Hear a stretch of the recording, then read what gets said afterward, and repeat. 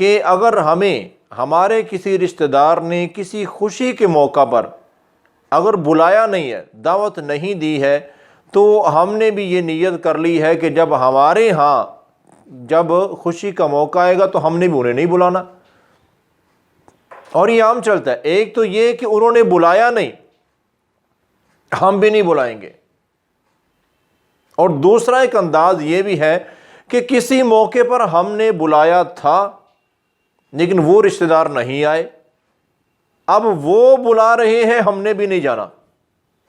بھئی غصہ تو آتا ہے، اس بات میں کوئی شک نہیں ہے، خاص کر جو بہت قریب کے رشتے ہوں نا، بہن بھائیوں کے رشتے ہوں، آگے جب اولادیں ہو جاتی ہیں نا، تو اس کے بعد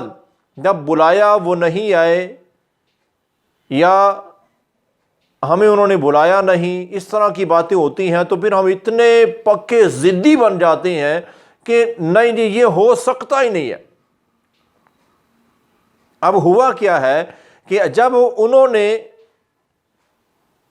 ہمیں نہیں بلایا تو انہوں نے آدھی رشتہ داری توڑی ہے، انہوں نے ہم سے تعلق انہوں نے توڑا ہے، ہم نے کوئی نہیں توڑا ہے۔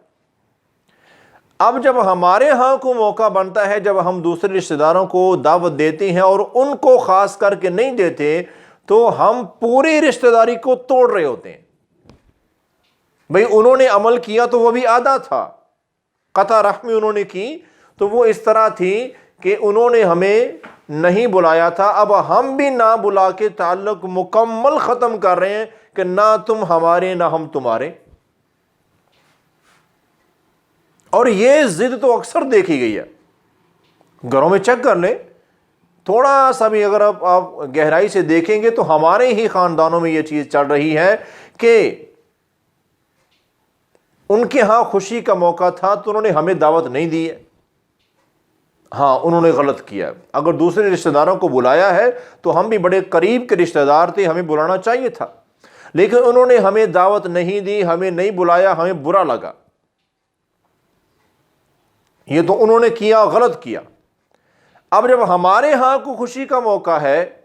ہم دوسرے رشتہ داروں کو دعوت دے رہے ہیں، لیکن ان کو صرف اس وجہ سے نہیں بلا رہے کہ انہوں نے ہمیں نہیں بلایا تھا، تو ہم کیا کر رہے ہیں؟ ہم برابر کے گناہ گار بن رہے ہیں، برابر کے حصہ دار ہیں۔ اب ان میں اور ہم میں فرق کوئی نہیں ہے،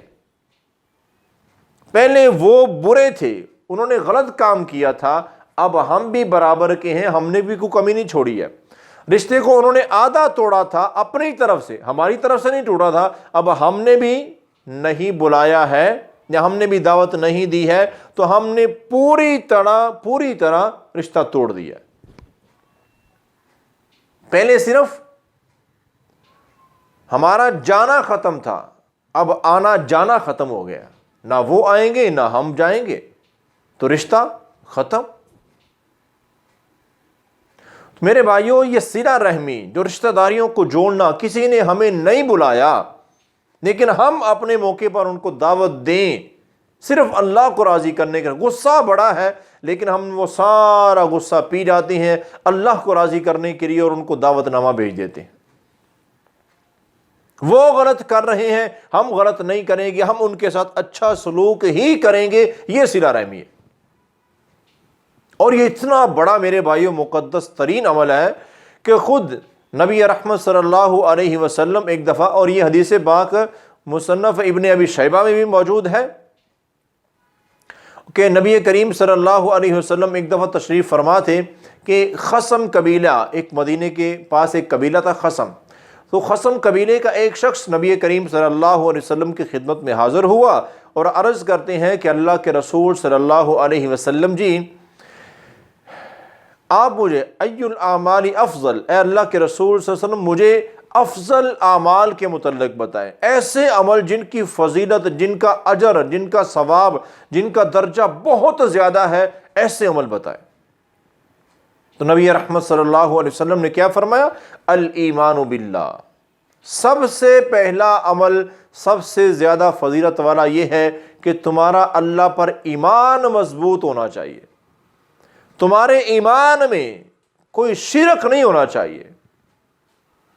شرک سے بالکل پاک صاف ایمان ہو تمہارا۔ اور دوسرا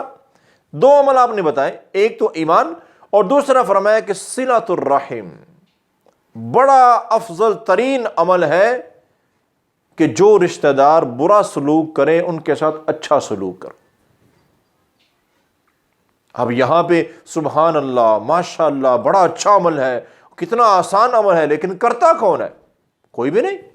الا ماشاء اللہ چند لوگ کرتے ہوں گے، وگرنہ جو جہاں اٹکا ہوا ہے وہ ہلنے کو تیار نہیں ہے۔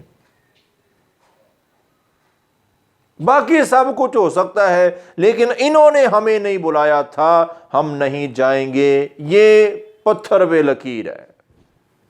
او میرے بھائیو، اللہ تعالیٰ کا فرمان قرآن مجید، اللہ تعالیٰ کیا فرماتے ہیں کہ تم میرے بندوں کو معاف کر دو، میں تمہیں معاف کر دوں گا۔